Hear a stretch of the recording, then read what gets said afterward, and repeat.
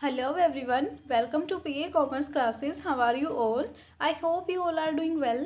आज की हमारी वीडियो का टॉपिक है repo rate and reverse repo rate. लेकिन इसको डिस्कस करने से पहले हमें पता होना चाहिए रिजर्व बैंक ऑफ इंडिया क्या है। रिजर्व बैंक ऑफ इंडिया हमारा सेंट्रल बैंक है जो सभी बैंक्स को रेगुलेट करता है, करेंसी को इशू करने का और बाकी सभी जो काम है मॉनेटरी सिस्टम को मेंटेन करने का एंड जो मनी का फ्लो है मार्केट में उसको कंट्रोल करने का। ये सारी जो रिस्पॉन्सिबिलिटी है किसकी होती है? रिजर्व बैंक ऑफ इंडिया की होती है। इसका जो रेपो रेट है, रिवर्स रेपो रेट है, बैंक रेट है, ये सभी कौन डिसाइड करता है? Reserve bank of India decide करता है।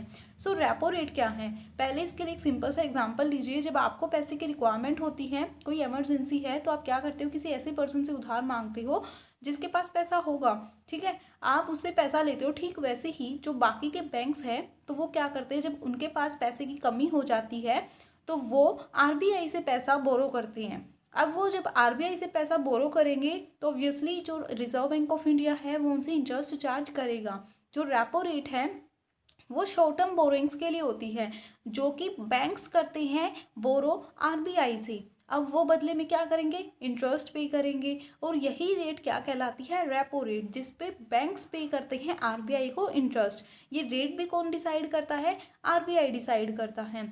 अब जो है इसको हम क्या बोलते हैं? Repo repurchase options is a means of short term borrowings where in banks sell approved government securities to RBI and get funds in exchange. यहाँ पे इंपॉर्टेंट बात ये है कि जो आरबीआई है वो भी उनको कब पैसे देता है, कब जो है उनको बोरो करता है, लेंड करता है पैसा, जब वो बैंक्स अपनी सिक्योरिटीज़ को, जो उनकी अप्रूव्ड गवर्नमेंट सिक्योरिटीज़ हैं, उनको आरबीआई को सेल कर देता है, ठीक है, तब उनको पैसा मिल जाता है आरबीआई से। ये एग्जाम में पूछा गया है। दूसरे तरीके से भी ऐसे पूछा गया है, RBI repurchases government securities from bank. ये आप बोल सकते हो क्योंकि जो आरबीआई है वो रीपर्चेज करता है गवर्नमेंट सिक्योरिटीज़ को, बैंक्स से परचेज करता है। ये क्या होता है? Depending on the level of money supply decided to maintain in the country monetary system. अब ये जो है, जो आरबीआई है वो इसलिए डिसाइड करते हैं, डिपेंड करता है हमारे मॉनेटरी सिस्टम पर। अब ऐसा क्यों है ये हम आगे डिस्कस करेंगे, लेकिन जो एग्जाम में पॉइंट पूछा गया था रेपो रेट के लिए वो ये था कि जो आरबीआई है, RBI lends to its clients generally against government securities. Means वो अपने क्लाइंट को जो है, जो क्लाइंट कौन होंगे? बैंक्स होंगे। आरबीआई उनको पैसा देता है, लेंड करता है उनको, ठीक है। ये टर्म पूछी गई थी। ये अभी जो है करंट की अगर बात करें रेपो रेट की तो वो हमारी 4% है। अब अगर हम बात करते हैं कि जो रेपो रेट है वो एक ऐसे डिस्काउंट रेट है जिससे बैंक बोरो करते हैं आरबीआई से। अब अगर आपकी रेपो रेट और जो रेपो रेट है वो इंक्रीज़ होती है, डिक्रीज़ होती है, तो उसका क्या बेनिफिट होते हैं और क्या लॉसेज होते हैं? अब देखिए, अब बैंक जो है पैसा लेते हैं आरबीआई से रेपो रेट पर। अगर रेपो रेट ज़्यादा होगी, मीन्स जो आरबीआई है अगर वो ज़्यादा चार्ज करता है पैसा देने के बदले, बैंक से, बैंक को पैसा देने के बदले वो ज़्यादा चार्ज करेगा, तो बैंक आरबीआई से बहुत ज़्यादा लोन नहीं ले पाएंगे। और अगर वो लेते भी हैं, ज़्यादा इंटरेस्ट पे लेते हैं, तो वो अपने कस्टमर को कम इंटरेस्ट पर नहीं दे पाएंगे, क्योंकि उनको भी जो है फिर हायर रेट से ही देना पड़ेगा। अब कस्टमर के लिए भी लोन महंगा हो जाएगा। क्यों? क्योंकि आरबीआई ने महंगा लोन दिया है बाकी बैंक्स को। इस वजह से क्या होगा कि जो कस्टमर्स हैं उनको ये लॉस होगा। अगर रेपो रेट हमारी कम रहती है, अगर आरबीआई कम रेट चार्ज करता है, कम इंटरेस्ट लेता है, तो बैंक्स के पास हमें लोन देने के लिए पैसा होगा। अब जो कस्टमर्स हैं वो बहुत ज़्यादा लोन इजीली ले पाएंगे। किसी को अपना हाउस बनाना है, किसी को गाड़ी लेनी है, तो इन सभी के लिए लोन इजीली अवेलेबल हो जाएंगे। अब अगर आरबीआई चाहता है कि जो लोन है उनको ज़्यादा एक्सपेंसिव किया जाए, तो वो क्या करेगा? बैंक्स टू बोरो मनी, अगर इसको एक्सपेंसिव करना चाहता है तो वो रेपो रेट को इंक्रीज़ कर देगा। फिर ज़्यादा इंटरेस्ट जब पे करना पड़ेगा तो बैंक्स जो है लिमिटेड ही जो है बोरो करेंगे। अगर बैंक चाहता है, जो रिजर्व बैंक ऑफ इंडिया है वो चाहता है कि बैंक उससे ज़्यादा बोरो करे, तो वो रेपो रेट को रिड्यूस कर देगा रिजर्व बैंक ऑफ इंडिया। यही सिंपल सा फंडा है रेपो रेट का। बस आपको याद रखना है कि जब रेपो रेट वो रेट होती है जो बैंक्स पे करते हैं जिस रेट से आरबीआई को, वो होती है आपकी रेपो रेट। अब बात करते हैं रिवर्स रेपो रेट की।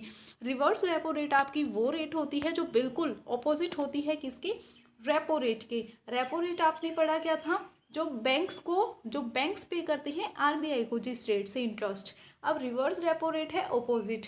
देखिए, अभी तक हमने पढ़ा कि जब बैंक्स के पास पैसे की कमी होती है तो आरबीआई के पास जाती है, इंटरेस्ट पे करके उनसे बोरो कर लेती है।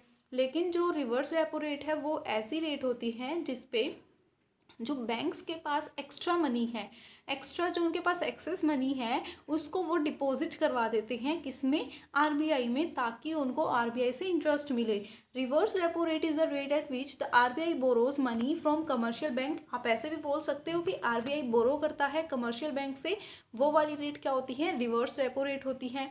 Banks are always happy to lend money to the RBI since their money are in safe hands with a good interest. जो बैंक्स हैं बाकी के, वो बहुत हैप्पी होते हैं कि अपने जो एक्स्ट्रा मनी है, एक्सेस मनी है, उसको आरबीआई के पास डिपॉजिट करवाए। क्यों? क्योंकि अगर वो वहाँ पे इन्वेस्ट करते हैं, वहाँ पे डिपॉजिट करते हैं आरबीआई में, तो उनको जो है बहुत ही सेफ वहाँ पे उनकी मनी रहेगी और उनको इंटरेस्ट भी सही से मिलेगा। वहाँ पे उनको कोई टेंशन नहीं है कि उनका पैसा डूब जाएगा। So increase in reverse repo rate. अब हम ये देखते हैं कि अगर रिवर्स रेपो रेट आपकी इंक्रीज और डिक्रीज होती है तो क्या बेनिफिट एंड लॉसेस होते हैं। अगर देखो, रिवर्स रेपो रेट आपकी बहुत ज़्यादा होगी, मीन्स रेपो रेट से अगर ज़्यादा होगी तो सभी बैंक्स क्या सोचेंगे कि हम जो है, हमें ज़्यादा इंटरेस्ट मिलेगा, हम आरबीआई के पास पैसा डिपॉजिट करवा देते हैं। ठीक है, तो सभी जो बैंक्स हैं वो क्या सोचेंगे कि हम अपने फंड को आरबीआई को डिपॉजिट करवाएं ताकि हमें हायर रिटर्न मिले आइडल कैश पर। आइडल कैश मीन्स जो डेली की जो बैंक्स की ट्रांजैक्शंस होती हैं उसके बाद भी जो मनी बच जाती है वो एक तरीके से यूजलेस ही है बैंक के लिए, तो वो ऐसे ही पड़ी रहने से बेस्ट है कि वो उनको आरबीआई को डिपॉजिट करवाएं और उस पर उसको अर्निंग मिलेगी इंटरेस्ट के through. So it is also a tool which can be used by the RBI to drain excess money out of the banking system. ये एक तरीके से टूल भी है आरबीआई के लिए ताकि जो एक्सेस मनी है उसको मार्केट से आउट किया जा सके। अब रिवर्स रेपो रेट जो है बिल्कुल ऑपोजिट होती है रेपो रेट की। और अगर इसमें आप इसको ऐसे भी बोल सकते हो, रिवर्स रेपो रेट को जो एग्जाम में पूछा गया था, आरबीआई बोरो करता है बैंक से। ठीक है, आपको किसी भी तरीके से पूछा जा सकता है, ये भी पूछा जा सकता है कि जिस रेट से बैंक को इंटरेस्ट मिलता है जब वो अपना सरप्लस मनी डिपॉजिट करवाते हैं आरबीआई में, या ऐसे भी पूछा जा सकता है repo rate, reverse repo rate which rate RBI borrows from banks. So ये दोनों ही जो हैं वो बिल्कुल सही हैं, आपको बस ध्यान से पढ़ना है टर्म्स को। अब देखो, एक क्वेश्चन अराइज होता है कि क्यों रेपो रेट हमेशा ज़्यादा होती है रिवर्स रेपो रेट के। रेपो रेट क्या है? जिसमें बैंक्स इंटरेस्ट पे करते हैं आरबीआई को।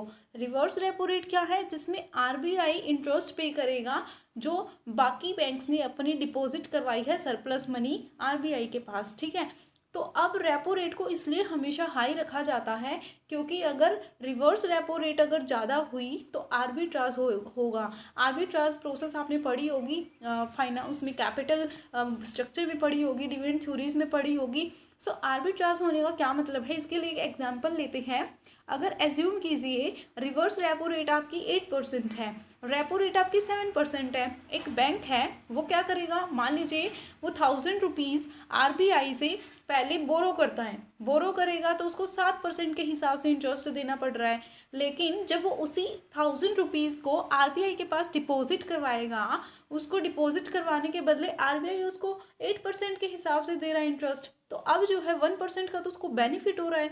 तो अब तो बैंक क्या सोचेंगे कि रिवर्स रेपो रेट बहुत ज़्यादा है, तो वो अपनी ज़्यादा से ज़्यादा मनी को क्या करेंगे, जो आरबीआई है उसके पास रखने लग जाएंगे, उसके पास डिपॉजिट करवाएंगे ताकि उनको ज़्यादा से ज़्यादा इंटरेस्ट मिले।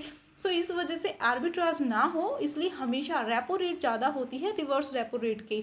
आई होप कि आपको repo rate and reverse repo rate का डिफरेंस क्लियर हुआ होगा और पता चला होगा कि क्यों हमेशा रेपो रेट ज़्यादा होती है रिवर्स रेपो रेट से। एंड आज की डेट में अगर रेपो रेट की बात की जाए तो वो आपकी 4% है एंड रिवर्स रेपो रेट आपकी 3.35% है।